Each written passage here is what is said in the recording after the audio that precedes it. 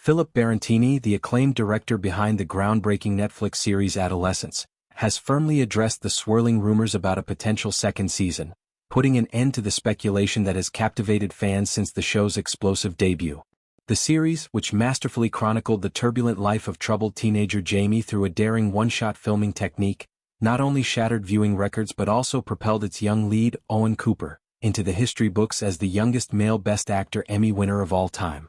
This achievement alone turned Adolescence into a cultural phenomenon, blending raw emotional depth with innovative storytelling that left audiences worldwide yearning for more.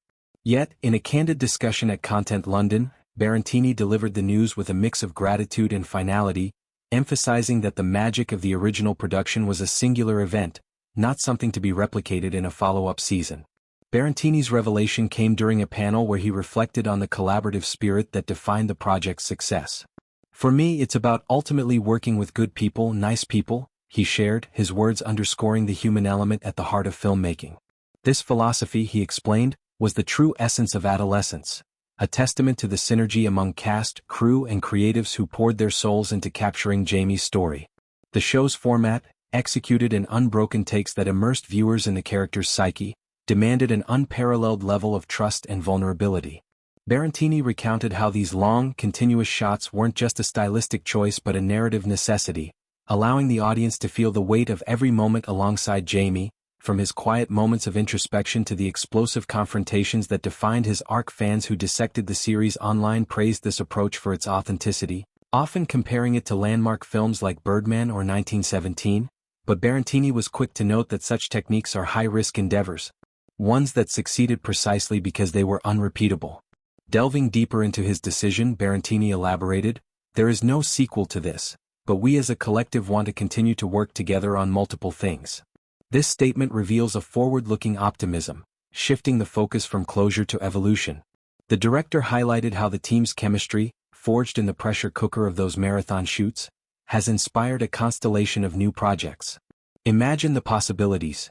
The same minds that dissected adolescent angst with such precision could now tackle entirely fresh narratives, perhaps exploring themes of redemption, identity in adulthood, or the lingering echoes of youth." Barantini didn't shy away from the emotional pull of Adolescence, admitting that wrapping the series felt like bottling lightning. "We captured lightning in a bottle in terms of how we shot it, but also the reach we had," he mused. The global resonance of the show, amplified by Netflix's vast platform, turned Jamie's story into a universal touchstone, sparking conversations about mental health, family dynamics, and the fragility of growing up in a fractured world. Yet, Barantini cautioned that chasing that exact spark in a sequel could dilute the original's potency, much like a painter who refuses to overwork a masterpiece. This ethos of preservation extends to Barantini's broader career trajectory, where innovation meets restraint.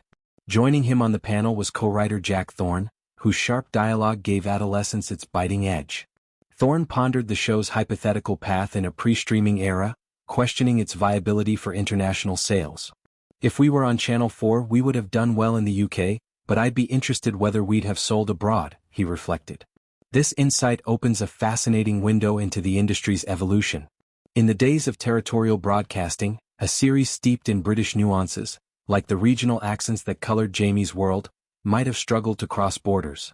Thorne's experience suggests that shows with hyperlocal flavors often face barriers, their cultural specificity becoming a double-edged sword, intimate and relatable at home, but potentially alienating elsewhere. Adolescence bucked this trend, its themes of isolation and rebellion transcending geography, thanks in part to Netflix's borderless model.